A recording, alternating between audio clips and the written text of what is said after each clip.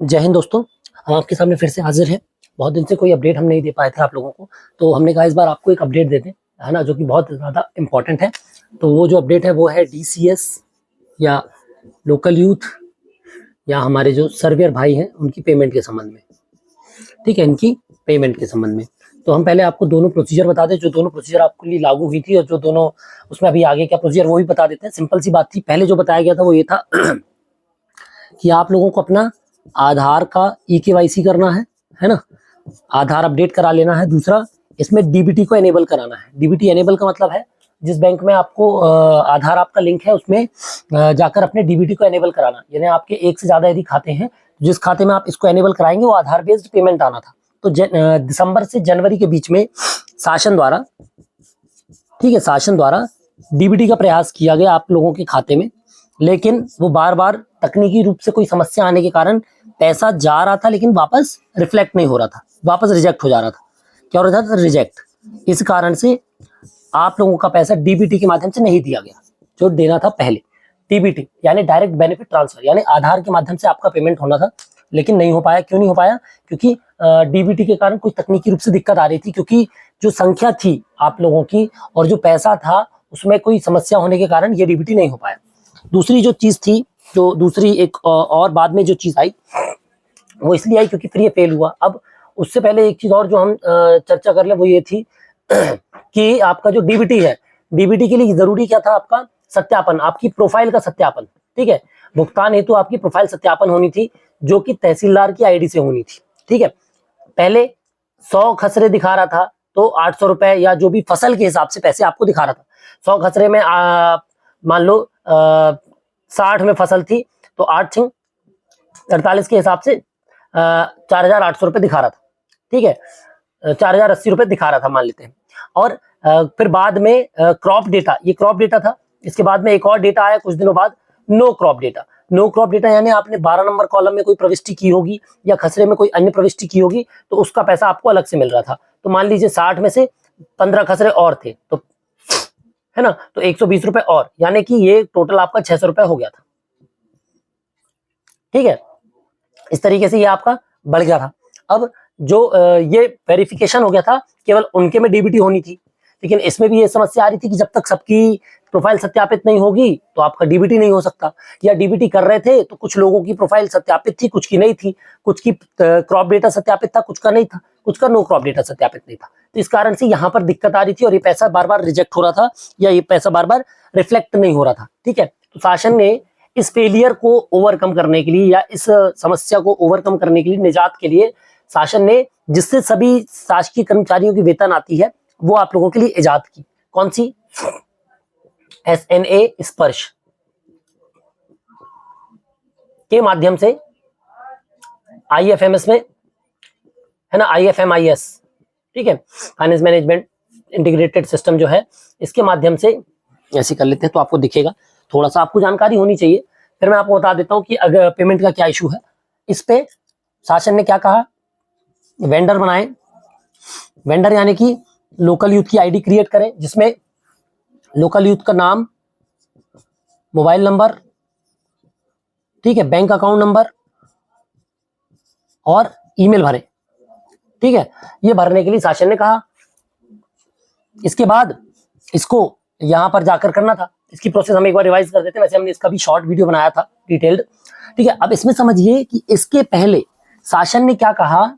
सारा ऐप में जाइए, किसमें? सारा ऐप में जाइए, एलवाई की लॉगिन में। ठीक है, एलवाई की लॉगिन में वहां पर अपनी बैंक पासबुक की फोटो खींचिए और सारी प्रविष्टियां करिए, सारी प्रविष्टियां करिए, प्रविष्टियां करिए, तो आपकी ये प्रोफाइल क्या हो जाएगी? सत्यापित। कब होगी सत्यापित? जब इसको कौन कर देगा सत्यापित? पटवारी जी। तो पटवारी जी सत्यापित कर देंगे तब आपकी क्या क्रिएट हो सकेगी? स्पर्श में वेंडर आईडी। ये अभी का प्रोसीजर थी फरवरी की। शासन द्वारा पत्र जारी किया गया कि 20 मार्च तक, ठीक है, जिला स्तर से वेंडर क्रिएट करके कार्य करें। तो अब क्या करना था? जिलों को एसएनए की, स्पर्श की 2 आईडी बनाई गई, एक मेकर एक चेकर।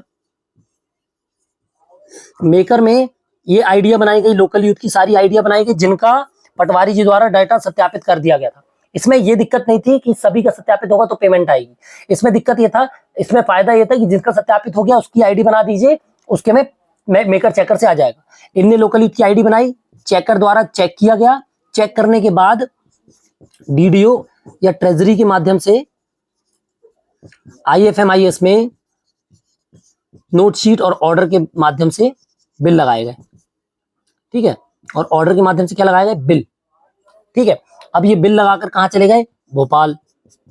तो जिला स्तर से लगभग 55 में से ये मान के चलिए 52 से 53 जिलों ने बिल लगा दिए थे। भले कितने भी लोगों का लगा, किसी ने 100 का लगाया, किसी ने 250 लोकल यूथ का लगाया, किसी ने 1000 लोकल यूथ का लगाया। ठीक है, तो उन्होंने भोपाल भेज दिया। ये 20 मार्च तक की कार्यवाही थी।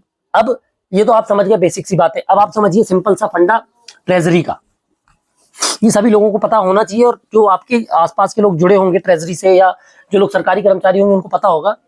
24 मार्च को हर साल बजट को लॉक कर दिया जाता है, जिसके बाद पैसा ना तो निकाला जा सकता है, मतलब पैसा उससे कोई आहरित नहीं किया जा सकता, किसी का बिल सैलरी नहीं लगाई जा सकती। ठीक है, ये पैसा लॉक कर दिया जाता है। इसलिए 20 मार्च तक जिलों की कार्रवाई थी। मगर इसमें एक और चीज दी गई थी प्रावधान, वो थी 30% की।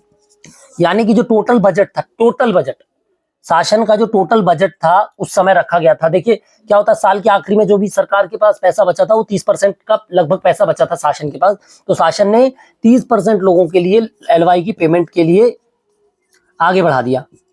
जब LY की पेमेंट के लिए आगे बढ़ाया तो 30% में जो लोग पहले चले गए या जिनका भोपाल ने वेरीफाई कर दिया, भोपाल ट्रेजरी से जो शासन स्तर से राज्य सरकार द्वारा जिनको समय से वेरीफाई करके अप्रूव कर दिया गया बिलों को, उनकी पेमेंट आ गई। क्या गया? उनकी पेमेंट आ गई। इसलिए आप देखेंगे 55 में से लगभग 40 जिलों में पेमेंट आई है, भले कम आई हो, भले कुछ लोगों की आई हो, 100 लोग की आई हो, 50 लोग की आई हो। तो अब ये हो गया बजट खत्म। क्या हो गया? बजट खत्म। अब स्पर्श में जो बजट आता है वो लगभग 20 अप्रैल से 15 मई के बीच में आता है। ठीक है, तो अगला बिल जो लगेगा या जो बिल अभी पेंडिंग है वो सारे रिजेक्ट कर दिए गए हैं।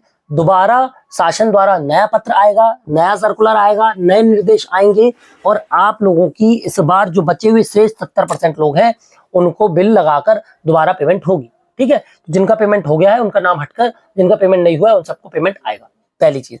दूसरी चीज, तब तक आप सिर्फ ये कर लें, जो बैंक सत्यापन वाला काम है वो करवा लें, किसी का पेंडिंग ना रहे। क्योंकि जिनका पेंडिंग, इसमें इस वाले में सबसे बड़ा फायदा ये है, जिसका सत्यापन हो गया उनका पेमेंट तो आना ही आना है। इसमें ऐसा नहीं है कि सबका होगा तभी आएगा। तो ये सत्यापन यदि हो गया हो तो आपका पेमेंट आ जाएगा। यदि ये नहीं हुआ है तो इसको करवा लें, ताकि जब नया सर्कुलर आए, नया आदेश आए, जल्दी जैसे ही बजट इस मद में बजट सरकार के जैसे ही आ जाएगा वैसे ही आपका पैसे फिर से ही डल जाएंगे। ठीक है, अभी नए काम में आपके पास एक चीज और समझ लीजिए, फर्स्ट टाइम बजट में दिक्कत आती है, फर्स्ट टाइम पेमेंट में दिक्कत आएगी। केवल फर्स्ट टाइम पेमेंट में इशू आ रहा था, जो आ रहा है। ठीक है, जैसे ही ये रिजॉल्व हो जाएगा, आपकी अभी जो आ रही है वो किसकी आ रही? खरीफ गिरदावरी की पेमेंट आई है। ठीक है, खरीफ गिरदावरी की पेमेंट आई है, जिनकी आ गई है या जिनकी आने वाली मान लेते हैं। जैसे ही फर्स्ट पेमेंट आपकी ये आ जाएगी, इसके जस्ट बाद आपकी रबी की गिरदावरी। ठीक है, ये हम सब बातें कर रहे हैं किसकी? 24-25 वित्तीय वर्ष की, 2024-2025 वित्तीय वर्ष की। ठीक है, 2024-2025 वित्तीय वर्ष की। इसके जस्ट बाद फिर फार्मर आईडी का आपका पेमेंट आएगा। जितनी आपने फार्मर आईडी बनाई होगी रजिस्ट्रेशन में, उतने का आपका पेमेंट आ जाएगा। उसके बाद फिर जैसे जायद गिरदावरी या अन्य गिरदावरियां होंगी, उस हिसाब से आपका पेमेंट आता रहेगा, या जो भी शासन और नए काम देगी, नया पेमेंट देगी, वो आपकी आती रहेगी। तो ये फर्स्ट टाइम पेमेंट का ही इशू आ रहा है। शासन स्तर से सबको बताया गया प्रोसेस यही है। आप किसी भी जिले में पता करेंगे, किसी भी भोपाल में स्तर में पता करेंगे, उनको भी यही पता है वो होगा कि जो पेमेंट है वो रिजेक्ट होकर वापस आ गई है जिलों में, और जिलों द्वारा दोबारा जब निर्देश आएंगे या जब दोबारा बजट उपलब्ध होगा तब दोबारा पेमेंट लगाई जाएगी, और पेमेंट लगाने के बाद फिर पेमेंट आपकी आ पाएगी। तो जिन जिलों में नहीं आई है वो हताश ना हो। इतना तो आप लोगों ने भी देख लिया कि भले समय लगा है, पेमेंट आ गई है, भले समय लगेगा, पेमेंट आ जाएगी। निश्चिंत रहें, पेमेंट आ जाएगी, आप परेशान ना हों। बस थोड़ा समय लग रहा है, बहुत ज़्यादा लग रहा है, ये हम भी मानते हैं, हम भी स्वीकार करते हैं। हम लोगों को भी भाई आपको थोड़ा सा मतलब पेमेंट आना है, थोड़ा सा मानदेय आना है, काम खूब सारा कराया गया है, तो हम भी आशा करते हैं, हम भी कहते हैं कि आपकी समय से ये मानदेय या ये भुगतान आ जाए, ताकि आप बाकी के जो भी कार्य हैं वो आसानी से और सुविधा से कर पाएँ। ठीक है, तो हम आशा करेंगे आपको हमने थोड़ा सा तकनीकी रूप से जो समस्याएं थी उससे अवगत करा दिया होगा। अब आपको जो दिक्कत हो रही थी वो नहीं होगी और आपको अब जानकारी रहेगी, तब आप भविष्य में भी इसको अच्छे से कर पाएंगे। और यदि कोई दिक्कत आएगी तो आप हमको जरूर बताइएगा, हम जल्दी उस बारे में भी अपडेट आपको प्रदान करेंगे। मिलते हैं फिर अगले वीडियो में, तब तक जय हिंद।